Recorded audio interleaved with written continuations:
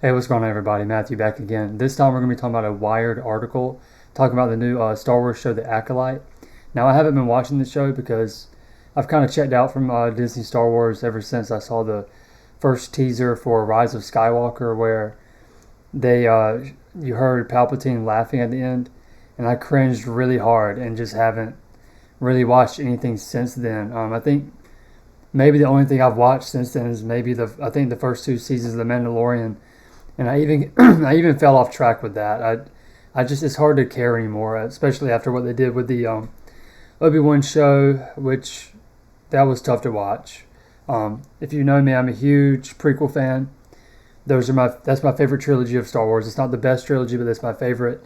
And what they did with Obi-Wan and his story was abysmal. But that's not what we're here to talk about. We're here to talk about this Wired article titled "The Acolyte and the Long-Awaited Death of Review Bombing." It's written by Angela Watercutter. Now let's go ahead and move to the middle of this article here, where she actually does kind of try to extend an olive branch and not call us bigots. Let me find that part. Right. These comments led to a bunch of reaction videos, which is how I ended up in the YouTube rabbit hole. Each video I watched had lots of nuance, but one theme kept coming up that seems to be the heart of the problem. Reviewers aren't bigots, they just think The Acolyte is garbage, and not Star Wars. Disney's ownership of Lucasfilm is ruining the franchise, and these pissed off fans are posting reviews to point out the show's many flaws. That's fair, and I do appreciate her extending that, I guess you'd call it an olive branch. But the problem is they still don't have a full understanding of why we hate what Disney has done, and I can show that here. Let's keep reading. Let's go right here. Star Wars, like all brilliant creations, derives its genius from its malleability, meaning it can be bent in many different ways without being broken. But as we can see from what Disney has done, you can break Star Wars. You can break any franchise. Let's keep moving. George Lucas's world building thrives on the fact that anyone can imagine what's happening 3 star systems away.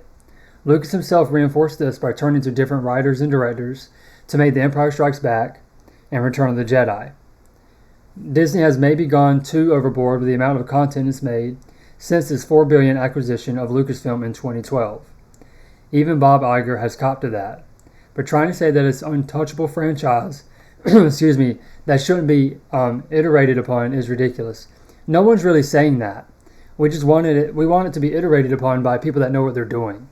Let's keep moving. And this is the biggest part of this article. This is what I really wanted to discuss here.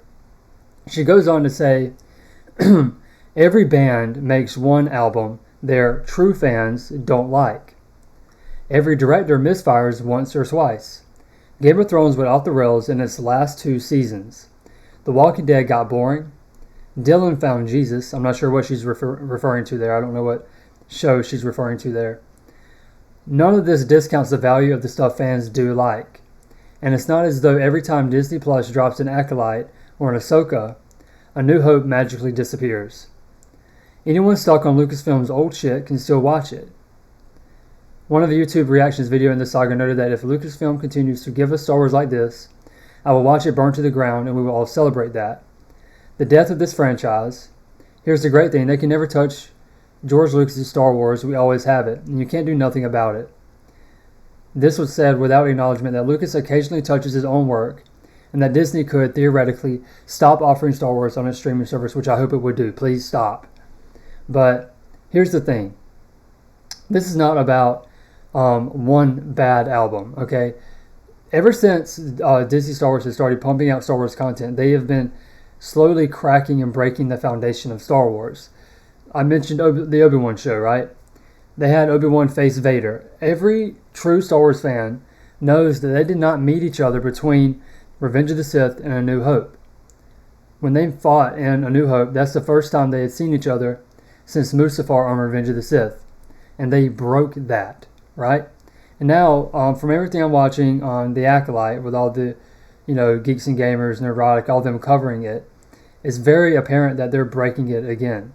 They have included Ki-Adi-Mundi into the show, and for decades, ever since Phantom Menace, it has been established that I think he's only 100 years old or something. So in this show, he should only be like 20 years old. He might not even be alive. I'm not sure.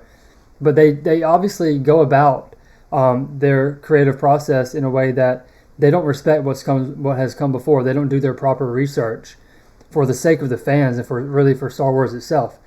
They're just doing what they want to do to satisfy themselves and to try to make money. Honestly, I'm not even sure if it's about money anymore. I think it's just to satisfy themselves and to stroke their own ego. But I wanted to talk about this article and just point out how some people still don't have an understanding of what Disney has done. Even though she did kind of extend an olive branch and say that we're not bigots because we don't like what Disney's done.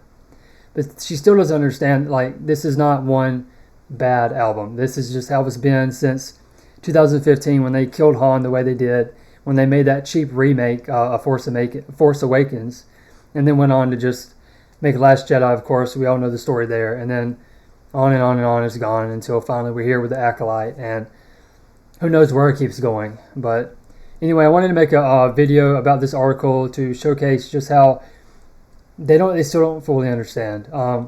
But, let me know what you think in the comments below. Please hit that like button and subscribe, and we'll catch you next time, guys. Take it easy.